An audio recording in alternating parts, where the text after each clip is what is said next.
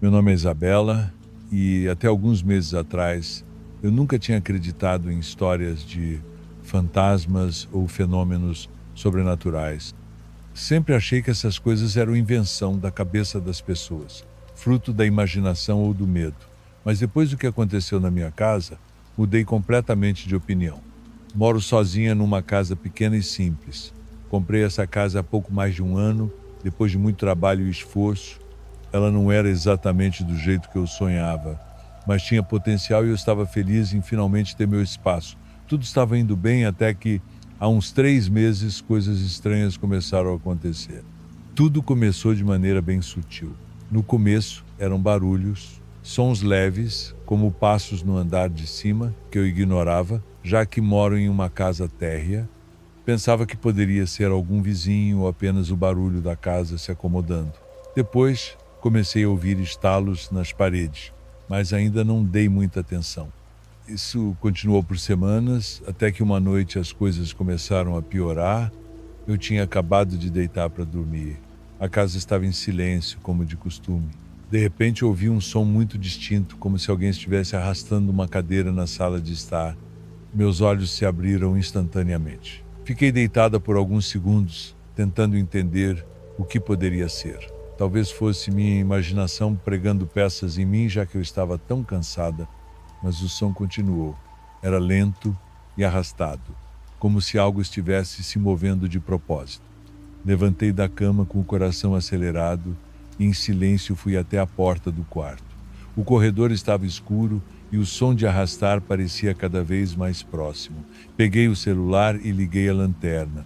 Quando cheguei na sala, tudo estava no lugar. Nada fora do comum. Fiquei ali por alguns minutos em silêncio absoluto, esperando ouvir o barulho novamente, mas tudo estava quieto. Achei que fosse minha imaginação e voltei para o quarto. Na noite seguinte, a mesma coisa aconteceu. Desta vez, o som não era apenas o arrastar de uma cadeira. Eu ouvi claramente o que parecia ser sussurros. Não conseguia entender o que era dito, mas o som era baixo e abafado, como se alguém estivesse falando atrás das paredes. Meu corpo inteiro ficou tenso. Eu não conseguia pensar numa explicação lógica para aquilo. Tentei seguir com a minha rotina, mas a sensação de que algo estava errado não me deixava em paz. Toda noite eu ouvia barulhos estranhos, sussurros e até passos, como se alguém estivesse caminhando pelos cômodos da casa. Cheguei ao ponto de duvidar da minha própria sanidade. Meus amigos riram quando contei, dizendo que eu estava passando muito tempo sozinha e que minha mente estava criando coisas. Mas o pior aconteceu numa madrugada. Estava chovendo lá fora e eu estava deitada tentando dormir quando ouvi algo que me fez congelar na cama. Era o som de uma porta se abrindo devagar. O Ranger era inconfundível. A porta da sala tinha aquele rangido característico e eu sabia que era ela. Pulei da cama, tremendo, e corri até o corredor. Quando olhei, vi algo que nunca vou esquecer.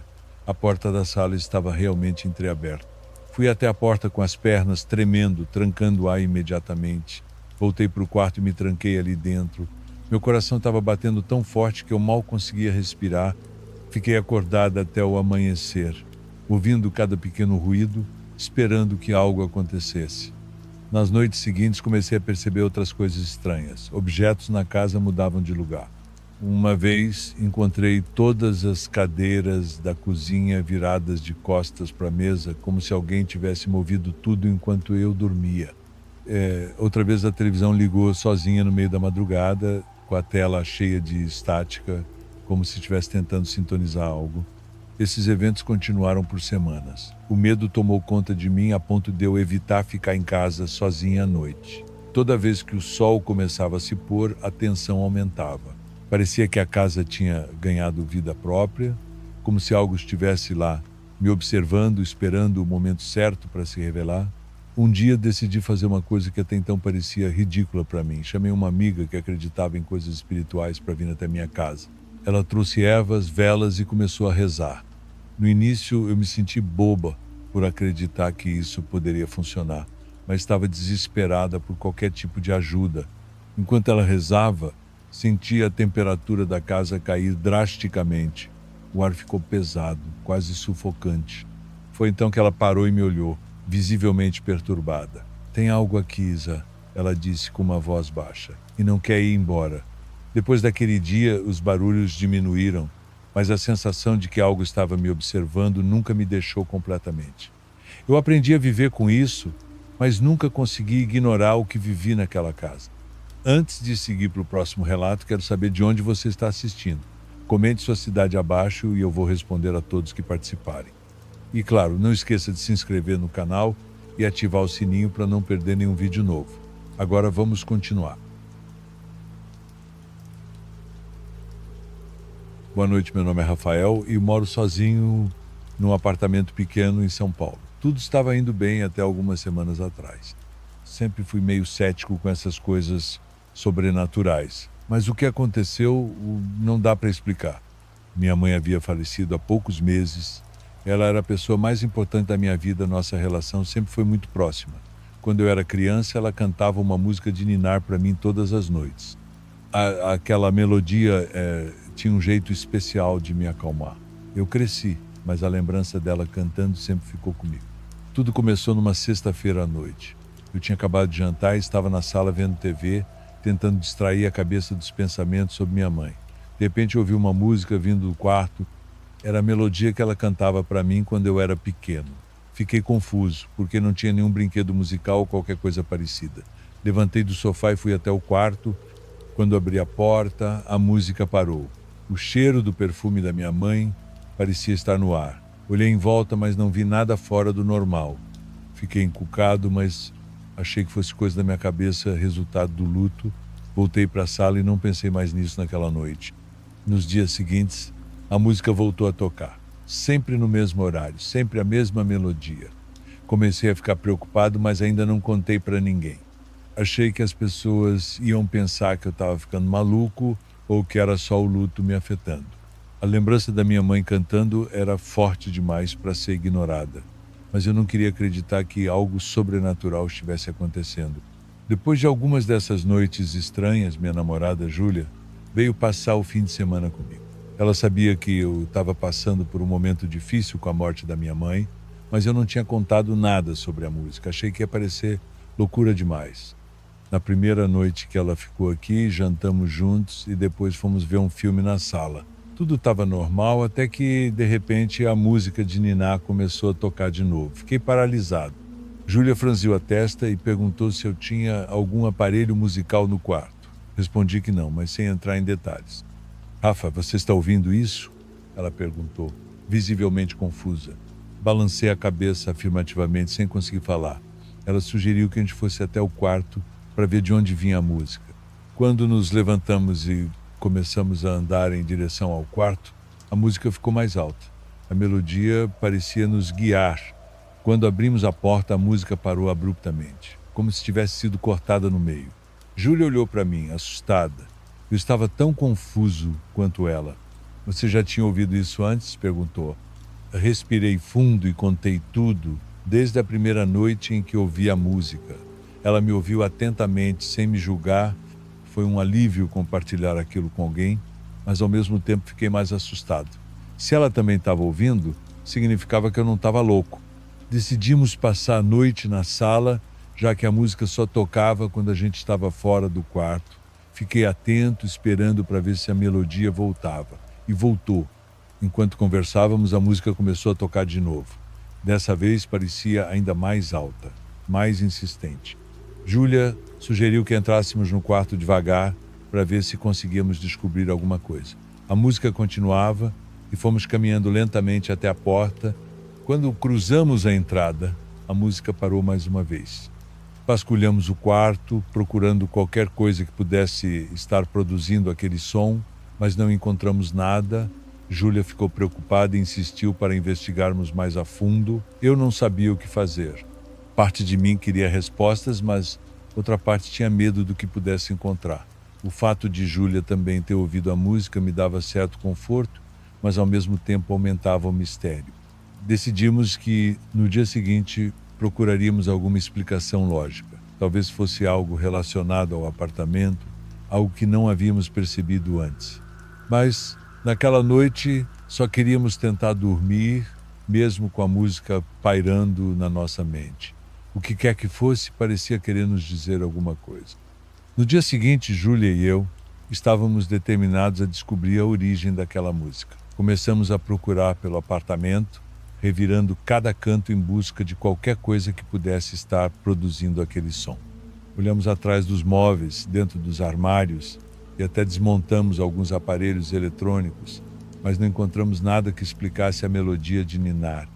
Júlia sugeriu que conversássemos com o síndico para ver se alguém mais tinha relatado algo estranho. Fomos até o escritório dele, mas ele disse que ninguém havia mencionado nada parecido. Chegou até a fazer piada, dizendo que talvez fosse algum vizinho ensaiando para um show de talentos. Voltamos para o apartamento, mais confusos do que nunca. Sentamos na sala, exaustos de tanta procura, e Júlia ficou em silêncio por um tempo. Então ela olhou para mim com uma expressão séria, mas suave. Rafa, você já considerou que isso pode ser sua mãe tentando se comunicar com você? Ela perguntou. Fiquei surpreso com a sugestão. Sempre fui cético com essas coisas, mas a ideia fez sentido de um jeito que eu não esperava. Minha mãe sempre esteve muito presente na minha vida, cuidando de mim e me protegendo. Talvez de alguma forma ela estivesse tentando fazer isso ainda. Você acha? Perguntei, meio sem saber como reagir. Pode ser. Às vezes, quando as pessoas se vão, elas tentam deixar uma mensagem, um sinal de que ainda estão por perto, respondeu Júlia. Naquela noite, quando a música começou a tocar de novo, não me senti mais assustado. Em vez disso, senti uma sensação de paz. A melodia que antes me deixava apreensivo agora parecia reconfortante. Decidi que, se fosse realmente minha mãe, ela estava apenas cuidando de mim, como sempre fez. Com o tempo, a música começou a tocar com menos frequência, até que um dia parou completamente. Nunca conseguimos descobrir a origem daquela melodia, mas passei a acreditar que era minha mãe, me dando um último sinal de que estava ao meu lado, mesmo depois de sua partida. Agora, sempre que penso nela, lembro da música de ninar e sinto um calor no peito, como se ela ainda estivesse cuidando de mim. Júlia e eu nunca mais ouvimos a melodia, mas aquela experiência nos aproximou ainda mais. Ela me ajudou a perceber que mesmo quando as pessoas se vão, o amor e o cuidado delas continuam de alguma forma. Até hoje, não sei ao certo o que aconteceu, mas escolhi acreditar que era minha mãe e isso me trouxe uma paz que eu não sentia há muito tempo. Afinal, algumas coisas não precisam de uma explicação lógica. Às vezes, o simples fato de sentir a presença de quem amamos já é suficiente. Agora continuamos com o próximo relato. Olá, meu nome é Eduardo e há alguns anos algo terrível aconteceu na casa onde eu morava com minha esposa Marina. Era uma noite comum. Estávamos relaxando no sofá, assistindo a um filme qualquer, quando decidi subir para o quarto, que fica no andar de cima, para pegar algo que havia esquecido. Ao abrir a porta, fui atingido por um cheiro forte de ferro, como se tivessem aberto uma lata de tinta velha no cômodo.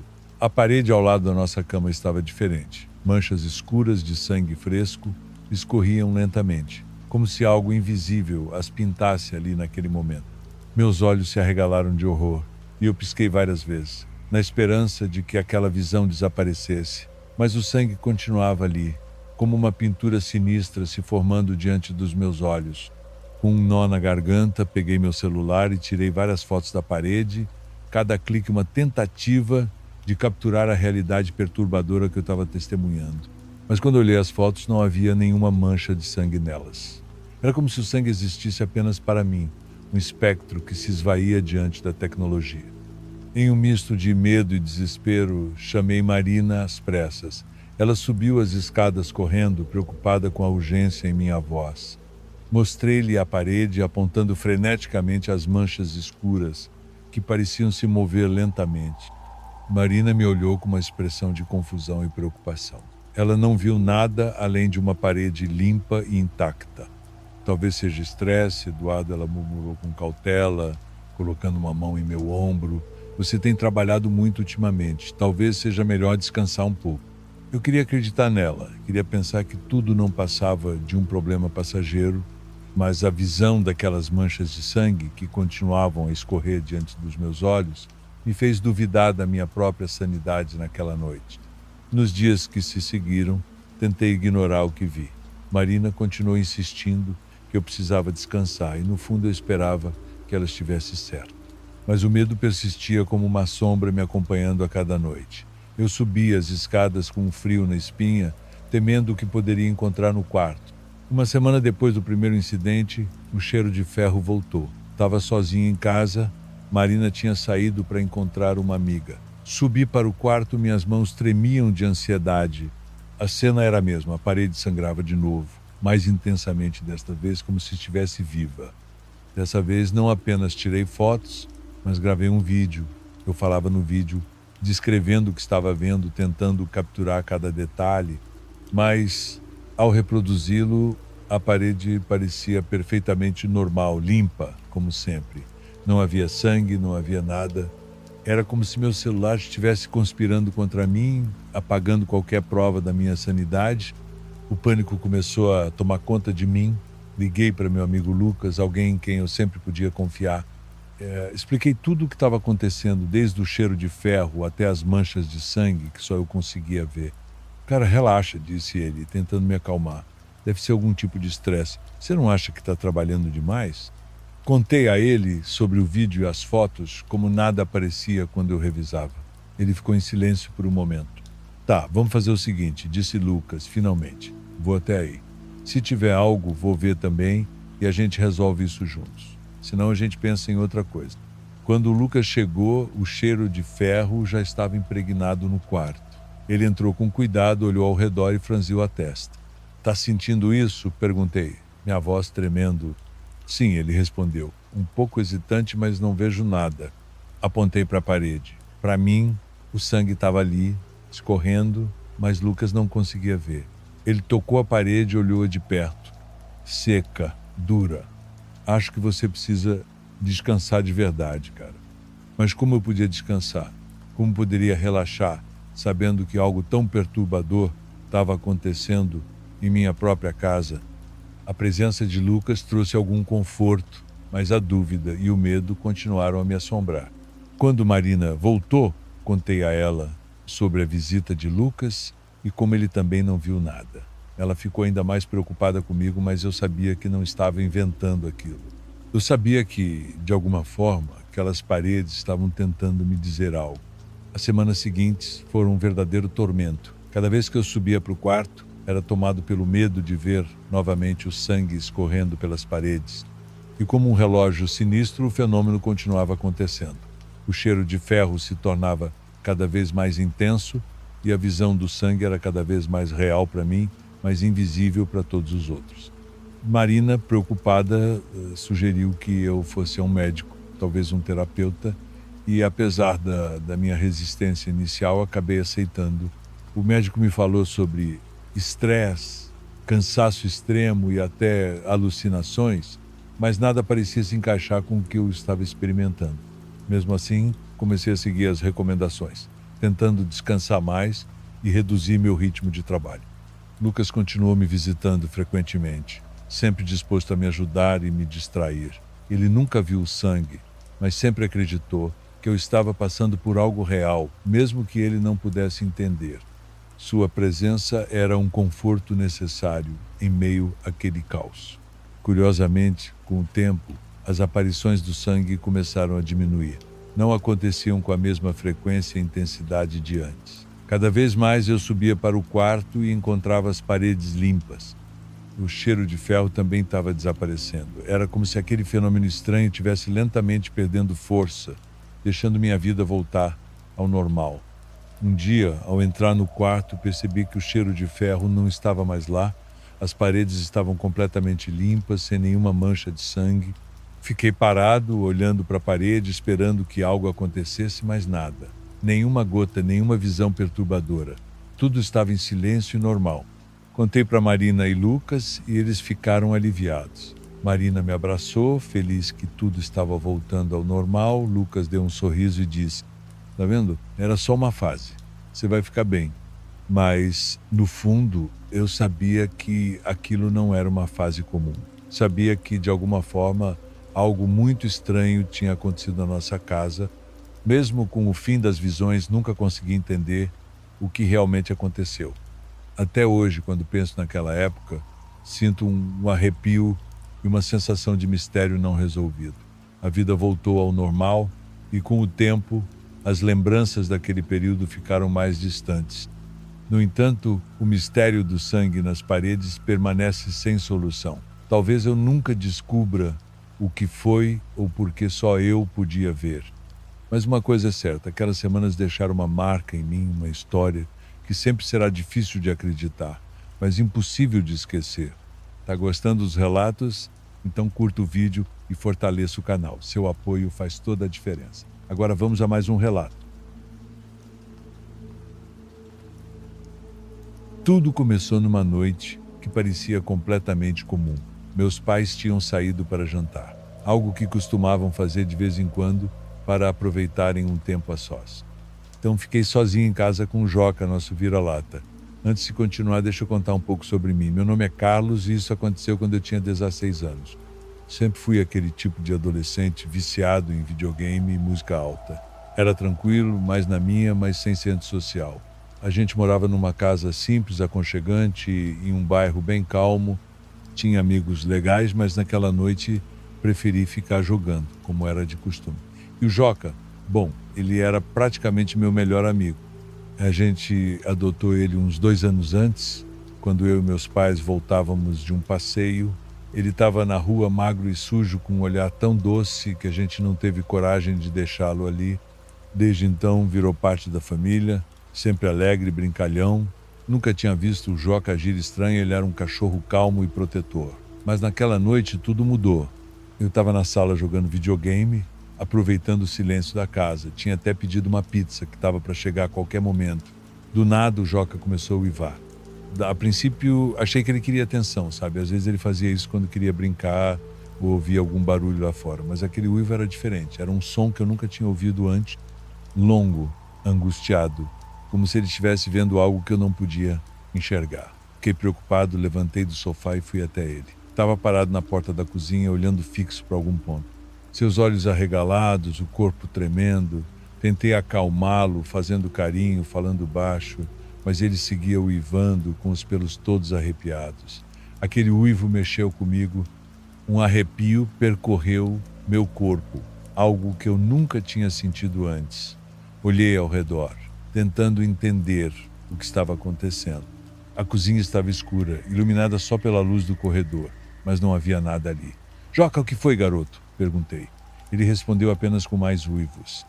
Aquele som parecia tomar conta da casa, tornando o ambiente mais pesado.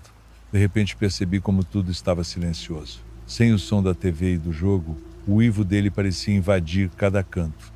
Olhei para o corredor escuro e senti um frio na barriga, mas ignorei.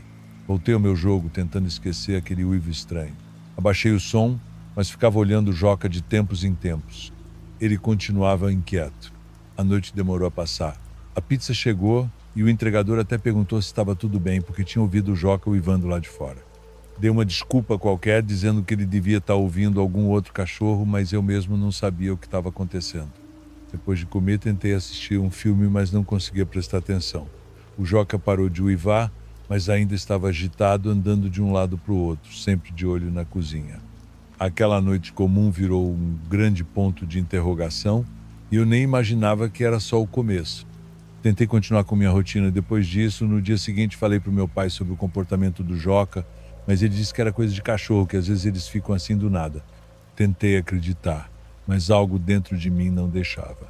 Alguns dias depois, os uivos voltaram. Meus pais tinham saído de novo e lá estava eu em casa. Era uma noite quente, então deixei algumas janelas abertas para ventilar. Estava no meu quarto jogando quando o Joca começou a uivar mais uma vez. O mesmo som longo, angustiante. Larguei o controle e fui ver. Ele estava de novo parado na porta da cozinha, pelos arrepiados, olhos fixos em algo invisível para mim. Dessa vez parecia ainda mais desesperado, como se estivesse tentando me avisar de alguma coisa. Senti aquele arrepio de novo. Peguei uma lanterna na gaveta da sala e apontei para a cozinha. A luz tremia um pouco, mas parecia tudo normal. Resolvi ir até lá. Coração acelerado, entrei na cozinha sem fazer barulho. Foi quando eu vi. Perto da janela, onde a luz da rua entrava, havia uma sombra. Mas não era uma sombra qualquer. Tinha forma. Parecia algo humanoide, mas sem contorno definido. Ela se movia como se tivesse vida e meu coração quase saltou do peito.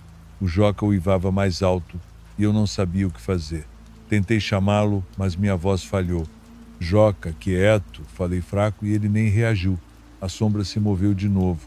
Vi claramente, parecia sair da janela e se misturava com as outras sombras no canto da cozinha. De repente o Joca parou de uivar, mas rosnava baixo, ainda tenso. Eu estava paralisado. A cozinha parecia mais escura, mais fria. Dei passos para trás, sem tirar os olhos do canto onde ela desapareceu. Quis pensar que era só imaginação, mas o Joca não mentia. Ele via algo, e isso era pior. Corri para a sala, tranquei a porta da cozinha e me sentei no sofá tentando recuperar o ar. O Joca deitou do meu lado, ainda inquieto. Peguei o celular e liguei para os meus pais, mas ninguém atendeu. Tentei me acalmar, dizendo que estava tudo bem, que não tinha nada ali. Passei o resto da noite com todas as luzes acesas e o Joca junto de mim. Não consegui dormir direito. Qualquer barulho me deixava alerta. Quando meus pais voltaram, já era tarde. Não contei nada para eles dessa vez. Achei que não iam acreditar. Nos dias seguintes, o Joca continuava agitado. Evitava a cozinha e sempre ficava perto de mim, como se me protegendo. Eu também estava diferente, mais atento. Observava cada canto escuro da casa. Não sabia o que fazer nem com quem falar. Só tinha certeza de que havia algo errado e precisava descobrir o que era antes que piorasse. Depois daquela noite, não conseguia mais ficar tranquilo sozinho em casa. Cada canto escuro, cada ruído me deixava tenso. O Joca também parecia sentir o mesmo. Continuava evitando a cozinha, sempre atento, rosnando baixo de vez em quando.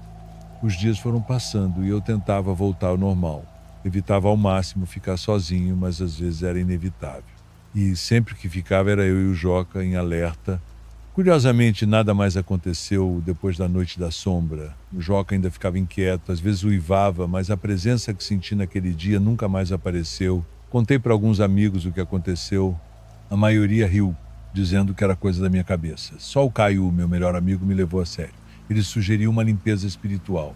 No começo achei estranho, mas aceitei. Não custava tentar. Chamamos uma tia dele, que entendia do assunto. Ela trouxe ervas, velas e começou a rezar enquanto andava pela casa, principalmente na cozinha. Queimava umas folhas com cheiro forte e dizia palavras baixas. Não sei se funcionou de verdade, mas depois daquele dia, o Joca ficou mais tranquilo. A vida seguiu. A sombra e os uivos ficaram na memória, mas fui tentando deixar para lá. Meus pais nunca souberam. Preferi manter em segredo. Para eles, tudo seguia normal. O Joca continuou sendo meu companheiro. Mesmo sem mais incidentes, ele mantinha a vigilância, principalmente quando estávamos sozinhos. Comecei a ver isso como proteção. Com o tempo, aceitei que tem coisas que a gente simplesmente não entende. Seja o que for aquela sombra, parece ter ido embora depois da limpeza. Talvez fosse só imaginação, talvez não. Mas eu tinha o Joca comigo. E isso, para mim, já era segurança suficiente. E assim seguimos. Eu, Joca e a casa, que pouco a pouco voltou a ser só um lar, mas sempre que estávamos sozinhos, eu prestava atenção. Porque, no fundo, sabia que certas coisas nunca nos abandonam completamente, por mais que a gente tente esquecer. Agora seguimos com o próximo relato. Estava sozinho em casa naquela noite. Meu marido tinha saído para o trabalho, pegando o turno da noite, e eu aproveitava a tranquilidade para assistir TV na sala. Era o tipo de noite comum que sempre tivemos, sem nada fora do lugar. O som da TV preenchia o silêncio da casa vazia, mas aos poucos algo me incomodava. Um som. No começo não me preocupei. A casa fazia barulhos o tempo todo. Madeira rangendo, o encanamento, o vento batendo nas janelas, mas esse som parecia diferente. Vinha do corredor, do fundo da casa. Fiquei olhando a tela da TV, tentando ignorar. Talvez fosse paranoia, pensei, mas minha mente começou a trabalhar contra mim, forçando-me a lembrar de detalhes pequenos, como a porta do quarto. Eu tinha certeza de que a havia fechado antes de me sentar no sofá. Quando olhei na direção do corredor, ela estava entreaberta. Levantei devagar, com a respiração controlada, e fui verificar. O corredor estava iluminado apenas pela luz fraca que vinha da sala. Passei pelos quartos, olhei o banheiro, tudo estava normal. Cheguei até a porta do meu quarto e empurrei-a levemente para abri-la por completo. Nada. O quarto estava vazio, exatamente como eu havia deixado. Talvez eu tivesse me confundido e não a fechado direito. Voltei para a sala, mas aquela sensação de desconforto não passava. Eu estava sozinha, mas parecia haver algo a mais ali, algo que eu não conseguia ver. O som da TV agora me parecia distante, quase irrelevante. Era como se toda a casa estivesse envolta em uma tensão invisível. Sentei-me novamente no sofá, mas meu olhar sempre voltava para o corredor. A porta do quarto agora estava fechada. Algo dentro de mim gelou, eu não me lembrava de tê-la fechado. Fiquei em silêncio escutando. O som voltou, mas dessa vez estava mais claro. Não era a casa, era algo mais, algo que vinha de dentro do quarto. Um arrastar sutil, como se algo pesado estivesse se movendo lentamente pelo chão de madeira. O som parecia ser absorvido pelas paredes, tornando-o abafado, mas suficientemente perceptível para me deixar imóvel. Meu coração disparou. Eu queria levantar, correr para a porta e sair de casa, mas algo me impedia. Era como se uma força invisível estivesse presente, fazendo com que meu corpo ficasse preso no lugar. A TV continuava ligada, mas o que quer que estivesse se movendo dentro do quarto agora era a única coisa que eu conseguia focar. O som parou por um momento e o silêncio foi ainda mais aterrorizante.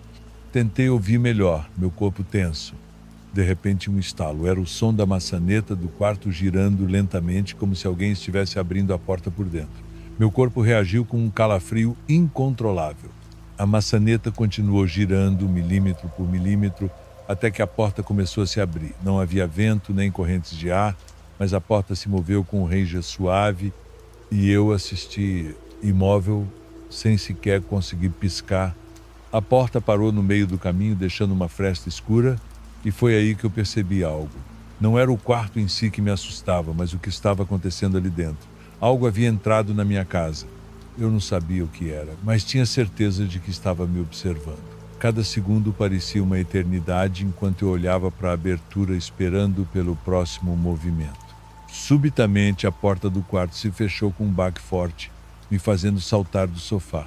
Meu coração martelava no peito e a adrenalina me obrigou a correr para a cozinha. Peguei o celular para ligar para meu marido, mas a ligação não completava. Tentei várias vezes, mas o sinal estava estranho, como se algo estivesse bloqueando a conexão.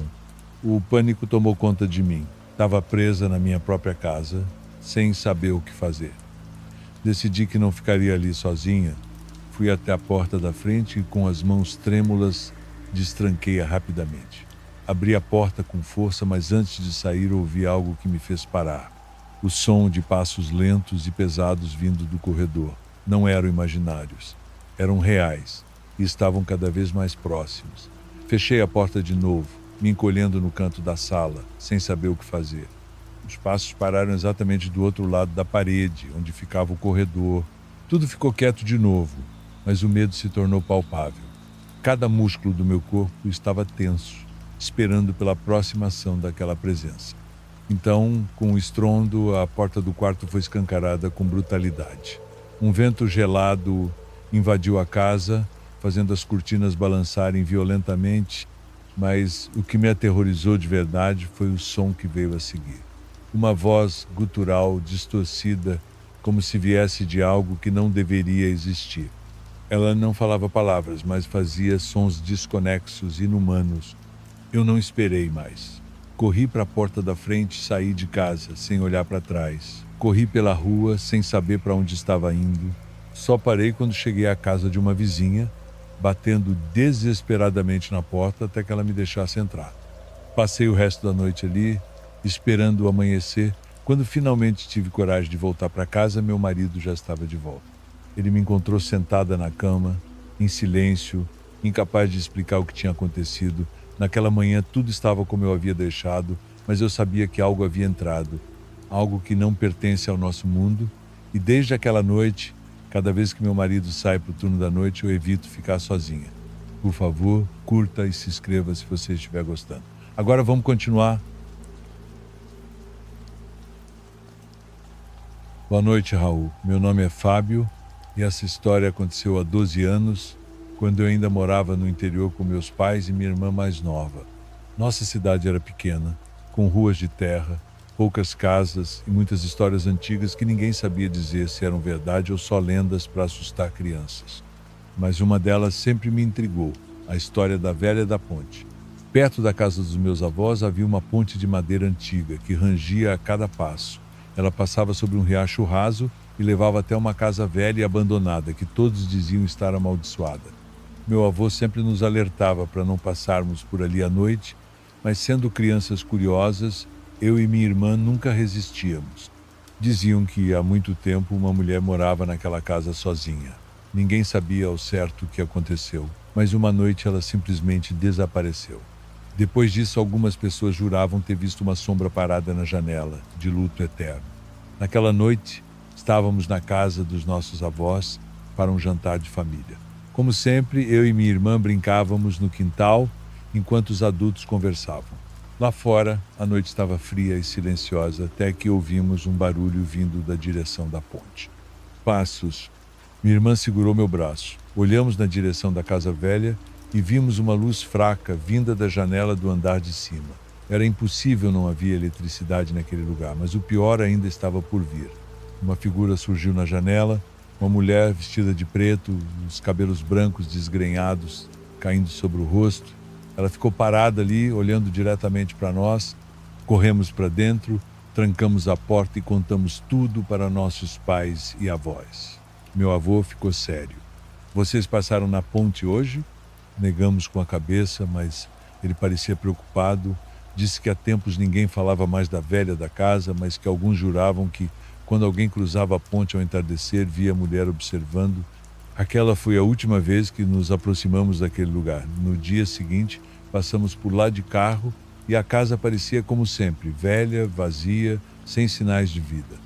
Mas até hoje, quando volto para visitar meus avós, evito olhar para a janela e sempre me pergunto, será que tem alguém lá? Bom, esse foi meu relato, obrigado. Agora acompanhe a próxima história.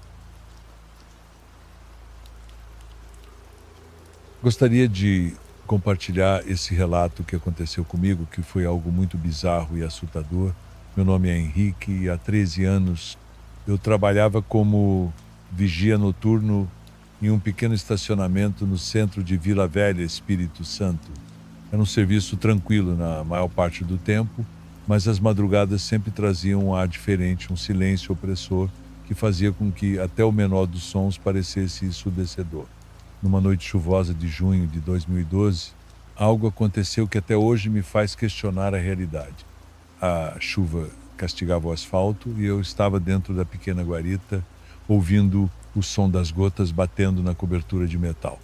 O estacionamento ficava próximo a uma antiga igreja que, segundo histórias locais, já servira de hospital durante uma epidemia no século passado. Muitos diziam que o local ainda guardava lembranças daquele tempo. Por volta das 2 da manhã, notei um carro antigo estacionando sob um dos poucos postes de luz que ainda funcionavam. Achei estranho, pois o estacionamento ficava praticamente vazio àquela hora. O motorista demorou a sair e, quando finalmente o fez, percebi que se tratava de um homem idoso, vestindo um terno escuro e um chapéu de feltro. Ele segurava um guarda-chuva, mas parecia não se importar com a chuva. Fiquei observando enquanto ele caminhava lentamente em direção à saída do estacionamento, mas ao chegar perto da rua, ele simplesmente parou e ficou ali, imóvel. O tempo passou e ele continuava na mesma posição. Depois de alguns minutos, decidi sair da guarita e perguntar se ele precisava de ajuda. "O senhor está bem?" perguntei, tentando esconder o incômodo que aquela presença me causava. Ele virou o rosto levemente para mim e foi quando percebi algo que me fez gelar. Seu rosto parecia desfocado, como se estivesse fora de foco, como uma imagem ruim na tela de uma televisão antiga. Eu pisquei algumas vezes achando que era um truque da luz fraca, mas a sensação persistiu. Ele então apontou para a igreja. Não disse nada, apenas apontou. "O que tem lá?" insisti, dando um passo para trás. O silêncio foi quebrado por um trovão e quando voltei a olhar, o homem não estava mais lá. Apenas o carro permanecia estacionado, as portas fechadas, sem sinal de que alguém tivesse entrado ou saído. Meu coração disparou. Corri até o veículo, tentando enxergar algo pelos vidros, mas o interior estava completamente vazio. Nenhuma chave na ignição. Nenhum sinal de uso recente. Voltei correndo para a guarita e tranquei a porta. Tentei me convencer de que era o cansaço pregando peças em minha mente. Mas então, no reflexo da vidraça, vi algo que me fez perder o fôlego. O homem estava parado atrás de mim, dentro da guarita. Virei-me imediatamente, mas não havia ninguém ali. Apenas o cheiro forte de terra molhada e algo que lembrava velas queimadas. O medo tomou conta de mim e naquela noite não saí da guarita até o amanhecer. Na manhã seguinte, contei ao dono do estacionamento o que aconteceu. Ele me olhou sério e perguntou se eu havia mexido no carro. Respondi que não, e ele apenas balançou a cabeça, dizendo que há muitos anos um senhor costumava estacionar ali toda noite para visitar um túmulo no cemitério próximo. Um dia, ele simplesmente desapareceu. O carro ficou abandonado e ninguém nunca veio buscá-lo. Depois dessa noite, pedi para mudar de turno. Nunca mais quis trabalhar na madrugada. E nunca mais vi aquele homem, graças a Deus. Mas meses depois, acabei conseguindo um emprego melhor e saí de lá. Mas até hoje, quando passo por aquele estacionamento, evito olhar para os postes de luz. Se você ainda está aí, comenta, estou aqui, mas com medo. Quero saber quem está ouvindo no escuro. Agora bora para o próximo. Morávamos em um pequeno vilarejo cercado por colinas e florestas. Era um lugar tranquilo, onde todos se conheciam e as crianças corriam livres pelas ruas. Mas havia algo que pairava sobre nossa comunidade como uma sombra antiga. Uma história que todos temiam, mas poucos ousavam mencionar. Era tradição entre os mais velhos evitar falar sobre o que acontecia na Sexta-feira Santa, quando um grito rasgava a escuridão da noite, vindo do cemitério no alto da colina. Eu, João e meus amigos, Carlos e Pedro, éramos jovens demais para ter medo de histórias antigas. Curiosos, decidimos que naquele ano iríamos até o cemitério para descobrir a verdade. Pegamos nossas lanternas e seguimos a estrada de terra que levava até o topo da colina. O vento soprava forte, balançando as copas das árvores que cercavam o caminho, fazendo as sombras se moverem de maneira estranha sob a pouca luz das estrelas. O portão do cemitério rangeu quando o empurramos. O silêncio ali dentro era opressor, como se estivéssemos pisando em um território que não nos pertencia. Caminhamos entre os túmulos, nossos passos abafados pela terra úmida. Então aconteceu. O grito atravessou a noite como uma lâmina afiada, fazendo meu coração disparar. Um som carregado de dor e desespero vindo de algum lugar à nossa frente. A luz da lanterna tremia em minha mão quando avistamos uma mulher ajoelhada sobre uma sepultura. Ela usava um vestido branco encardido e seus cabelos desgrenhados cobriam parcialmente seu rosto.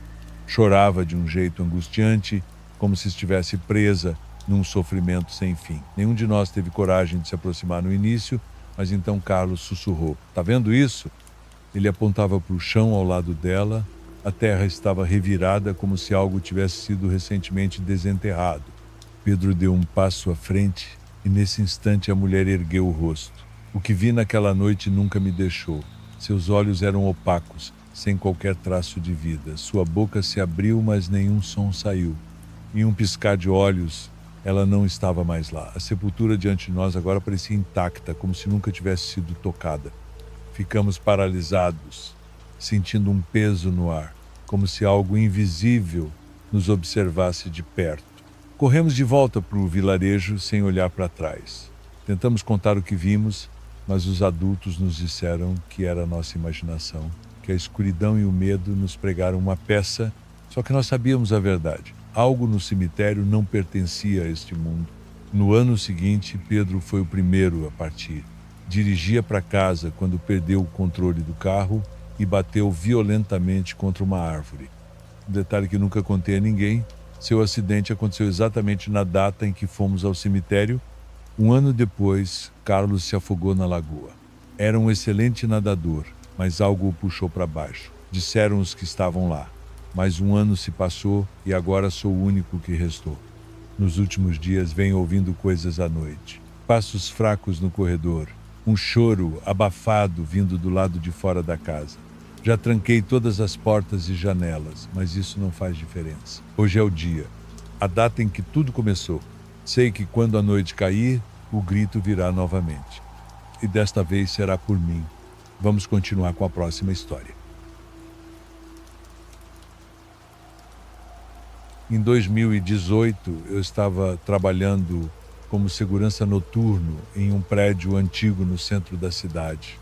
Era um prédio histórico de vários andares que havia sido transformado em um centro comercial, mas mantinha a arquitetura original.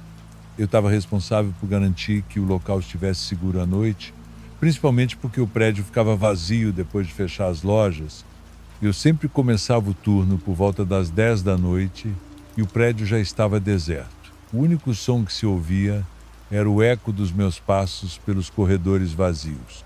A maioria dos funcionários já havia ido embora e só restavam alguns vigilantes, e eu, nas horas mais tarde, eu percorria os andares, verificando as portas, observando as câmeras de segurança, fazendo os relatórios de rotina. Mas uma noite algo mudou.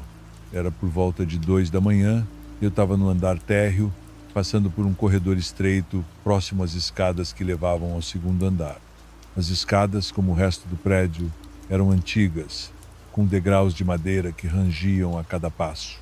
O ambiente estava quieto e a luz suave das lâmpadas na parede dava ao lugar uma atmosfera sombria. Quando passei pela escada, senti um arrepio. Era um desses momentos em que a sensação de estar sendo observado parece tomar conta de você. No entanto, não havia ninguém à vista. Decidi seguir com minha Honda e subi até o segundo andar. À medida que passava pelos corredores do segundo andar, algo chamou minha atenção. A escada que eu havia acabado de passar estava ligeiramente iluminada por uma luz fraca, que parecia vir de uma das lâmpadas na parede. O que me desconcertou foi o som de passos vindo da escada, como se alguém estivesse subindo lentamente. Achei estranho. O prédio estava vazio e eu não havia visto ninguém na área. Tentei ignorar e seguir meu caminho, mas a sensação de que havia alguém lá em cima foi crescente. Quando passei novamente perto da escada, percebi uma figura no topo. Ela estava parada ali como se estivesse me esperando. Era uma mulher vestindo um longo vestido branco com cabelos escuros caindo até os ombros. Ela estava de costas para mim, imóvel, e o ambiente ao redor dela parecia mais gelado do que o restante do prédio. Não conseguia ver seu rosto, apenas a silhueta. Por um momento pensei que poderia ser algum funcionário que estava lá para me ajudar, mas a maneira como ela estava parada, sem se mover, me fez hesitar. Decidi chamar, mas antes que eu dissesse qualquer coisa, a figura virou lentamente. O que vi me fez congelar. O rosto da mulher estava pálido, sem expressão, e seus olhos estavam completamente negros, como se não houvesse vida ali. Ela me encarava sem piscar, sua boca sem nenhuma expressão de emoção. Meu coração disparou e eu dei alguns passos para trás, sem saber o que fazer. A mulher então começou a descer a escada lentamente, sem fazer o menor som. A cada degrau que ela descia, o ambiente parecia ficar mais frio.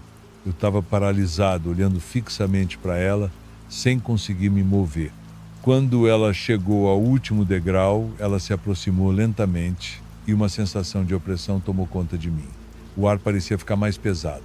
A mulher levantou a mão, apontando para mim, e em um suspiro fraco disse: "Vá embora." A voz dela não era humana, era como um sussurro distante, mas a mensagem ficou clara. Eu não consegui dizer nada. Com as pernas tremendo, voltei para o térreo o mais rápido que pude. Quando cheguei ao lado de fora, respirei aliviado, mas ainda senti a presença dela atrás de mim. Olhei para a porta do prédio e antes de sair, olhei uma última vez para a escada, mas não havia mais ninguém ali. Nos dias seguintes, conversei com outros funcionários, mas ninguém havia visto ou ouvido nada semelhante. O prédio continuava o mesmo, mas desde aquele dia eu não consegui mais trabalhar nas madrugadas. Cada vez que passava perto das escadas, a sensação de ser observado voltava, e eu sabia que aquela mulher ainda estava lá, aguardando. Agora, vamos continuar com a próxima história. Sou Eduardo. Há poucos meses comecei a trabalhar como motorista de ônibus de viagens.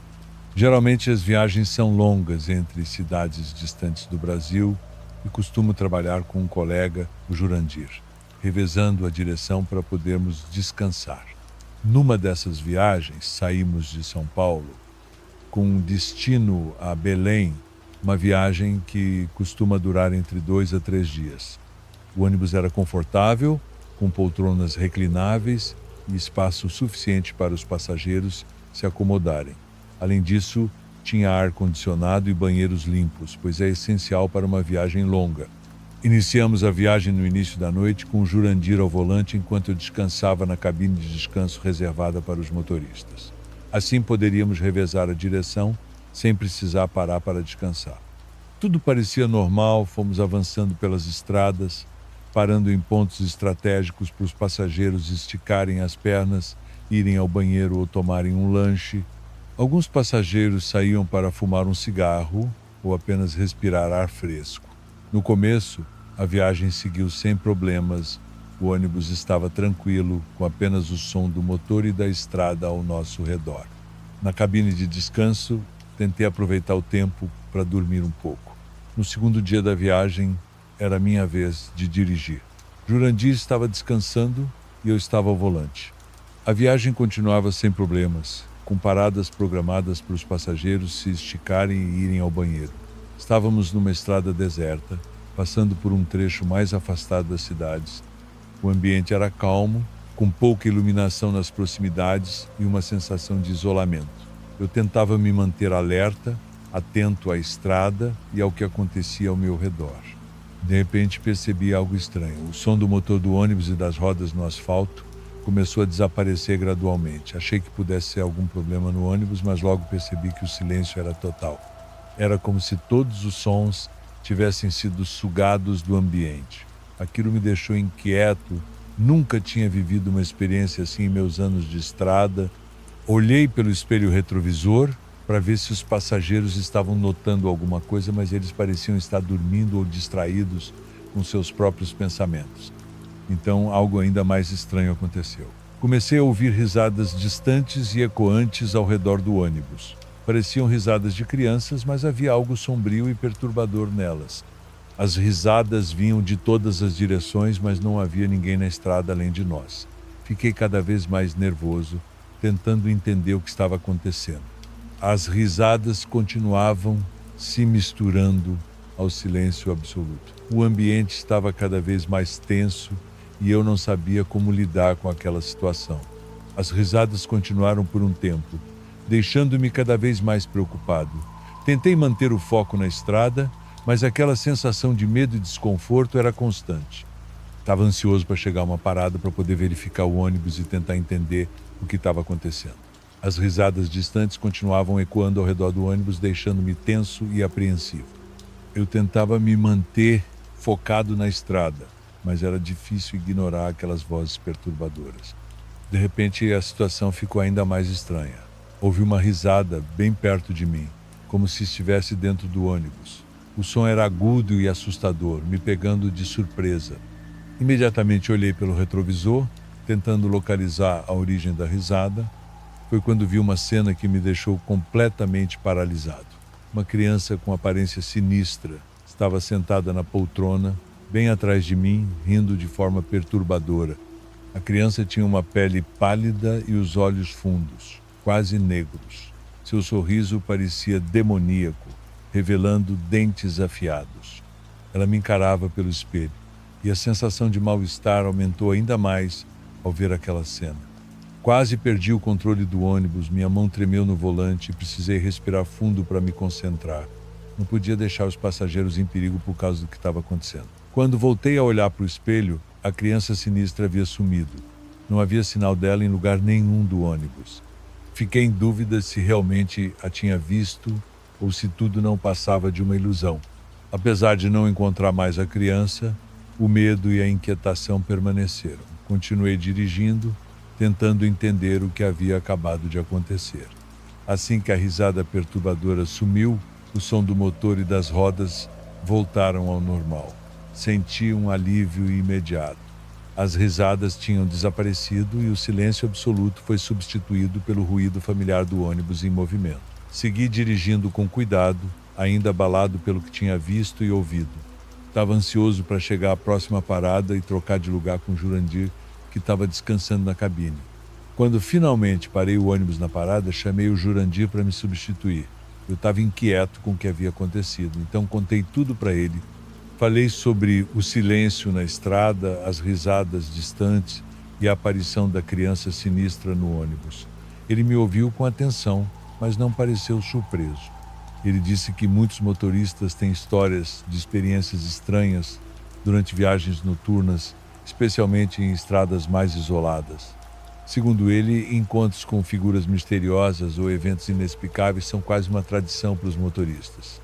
A atitude tranquila do Jurandir me ajudou a me acalmar um pouco, mas eu ainda estava abalado com o que havia vivenciado. Ele se ofereceu para assumir o volante para que eu pudesse descansar e me recuperar do susto. Concordei com a proposta e me dirigi à cabine de descanso. Enquanto o ônibus seguia a viagem, tentei relaxar, mas ainda estava pensando nas risadas sinistras e na criança perturbadora. Parecia que minha mente estava presa naquilo e eu esperava que o resto da viagem seguisse sem mais incidentes.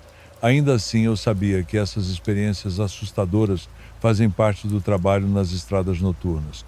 Felizmente, o restante da viagem foi tranquilo. Não houve mais risadas perturbadoras ou aparições sinistras. O trecho assustador havia ficado para trás e seguimos nosso caminho com segurança. Jurandir dirigiu sem problemas e eu estava grato por ele ter assumido o volante para que eu pudesse me recuperar. Quando voltei a dirigir, o caminho foi sereno e chegamos ao nosso destino sem mais incidentes. Mesmo assim, a experiência daquela noite ficou marcada em minha memória. Conversei com outros motoristas depois disso e eles compartilharam histórias semelhantes, o que me fez perceber que realmente esses eventos misteriosos fazem parte da realidade de quem trabalha nas estradas à noite. Apesar do susto, fiquei aliviado por tudo ter ficado bem no final. Hoje ainda continuo fazendo viagens longas. Nunca mais tive alguma experiência como a daquela viagem, mas agora estou sempre preparado para quando acontecer. Encerramos os relatos de hoje. Agradeço de coração a todos que acompanharam até aqui e um abraço especial aos inscritos do canal. Nos vemos no próximo vídeo. Com carinho, seu amigo Raul.